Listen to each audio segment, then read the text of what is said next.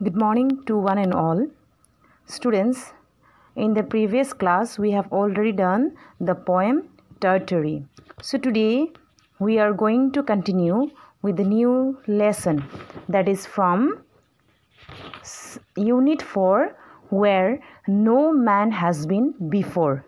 Okay, so here in page number 94, please have a look. You will find their famous people. So you have to name them. Okay, below the list are given below. So according to the images that is provided, so do it. Okay, do it by yourself. So let's continue from page number 95. Section 1, Notes from the South Pole. Okay, here what do you mean by South Pole? South Pole means the southernmost point on the earth exists. Okay, that is a point in Antarctica at the latitude of 90° south. Okay, answer me, have you ever been in race? I'm not only talking about the bike race, okay? I'm talking about like running race, in athletic track like that. So whether it was a 100-meter sprint on an athletic track or a breaststroke in a swimming pool. So in a swimming pool also, you must remember how exciting it was to be a part of a competitive event. So we feel very much exciting, yes or no, when we take a part.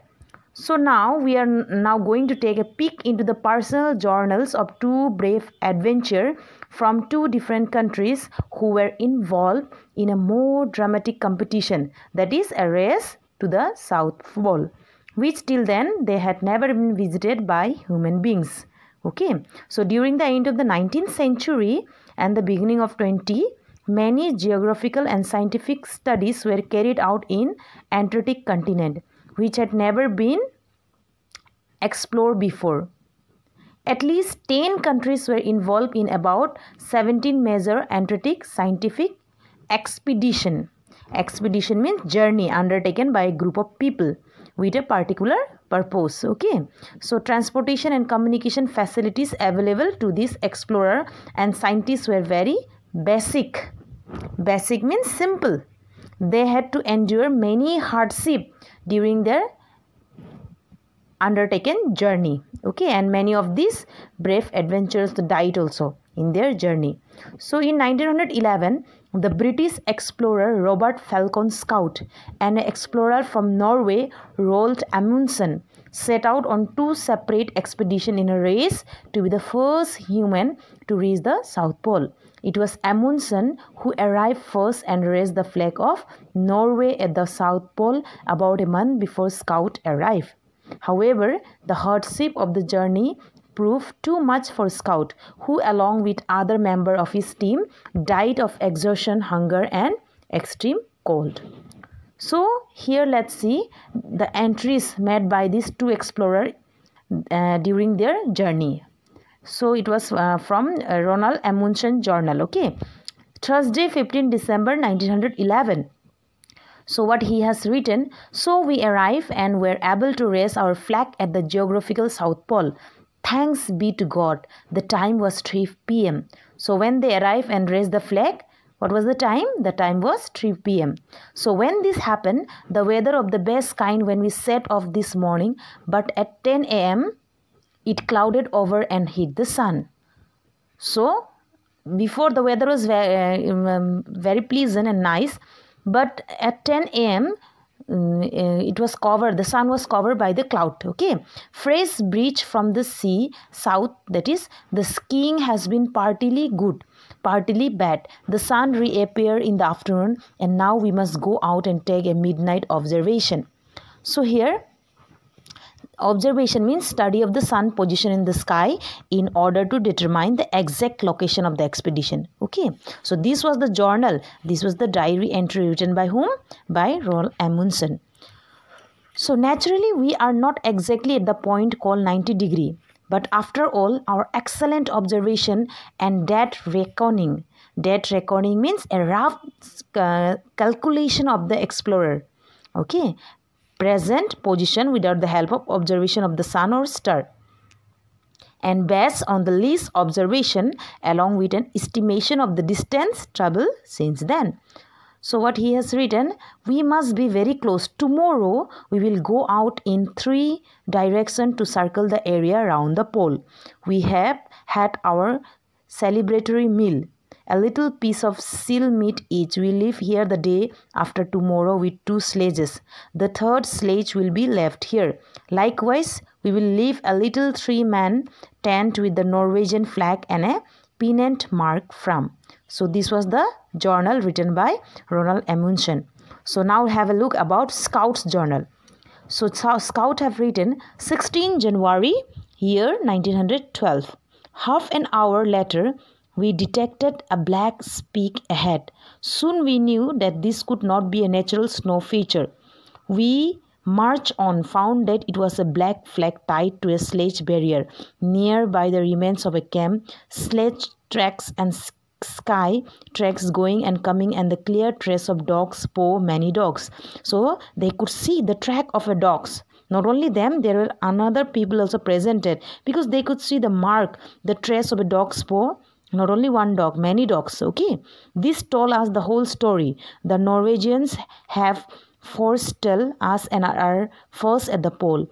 That means the Norwegians are first. So we can know from the trace of dog's paw. It is a terrible disappointment, and I am very sorry for my local companions.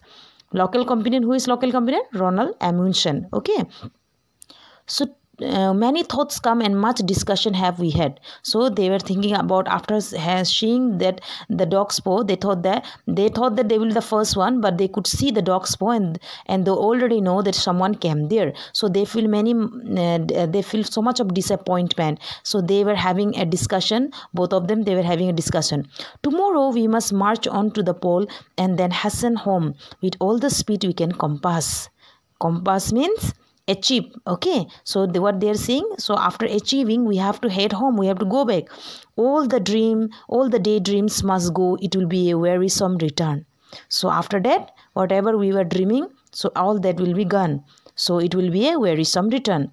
So after that, next day, 17 January 1912, Camp 69. So here the camp where they have put up their camp. 69 T, 22 degree at start. Night 21 degree. The pole, yes, but under very different circumstances from those expected. We have had a horrible day. So they were expecting so much more than they think. But what they have expected, it didn't happen. So it was a horrible day for them. Add to our disappointment a head wind 4 to 45 with a temperature of 22 degree and companions laboring on with cold feet and hands. We started at what time? They started at 7:30. None of us having slept much after the shock of our discovery. So they were not having much sleep. Okay, so they were having a shock in their mind. We follow the Norwegian slack track for some way. As far as we make out, there are only 2 men. Then the weather overcast and the tracks began increasingly drifted up and obviously going too far to the west. We decided to make straight from the pole according to our calculation.